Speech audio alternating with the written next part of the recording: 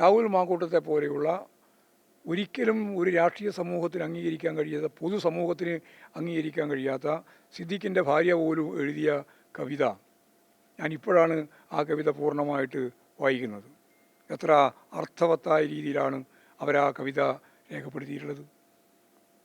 അതായത് രക്തം കുടിക്കുന്ന രക്തരക്ഷസിൻ്റെ പല്ലിൽ ഒട്ടി നിൽക്കുന്ന ചോര പ്രതീകാത്മകമായിട്ട് അവതരിപ്പിക്കുകയാണ്.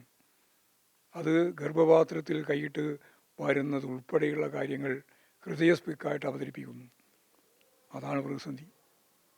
ഇത് വേറെ ആരുമല്ല, UDFൻ്റെ അകത്ത് തന്നെയുള്ളവരാണ്.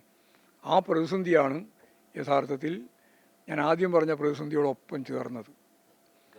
ഇത്തിരി ആണ് എന്നാ ഉപയോഗിച്ചത് പദം. ഭയങ്കരമായ, ഇത് വായിച്ചപ്പോൾ എനിക്ക് തന്നെ പ്രയാസമായി.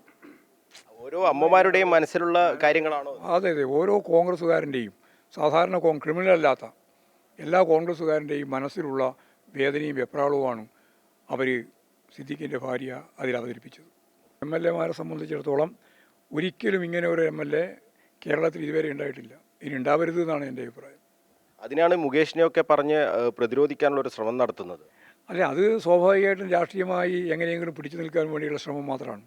അവിടെ ഇപ്പോൾ കോൺഗ്രസിൻ്റെ തന്നെ 2 MLA മാർ അവിടെ ഇരിക്കേണ്ടല്ലോ, ജയിലിൽ പോയവരുൾപ്പെടെ.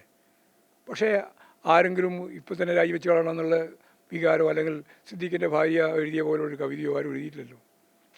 ഇത് പ്രത്യേകമാണ്, ഇത് പ്രത്യേക ഒരു സീരിയസ് ആയിട്ടുള്ള ഒന്നവസ്ഥയാണ്.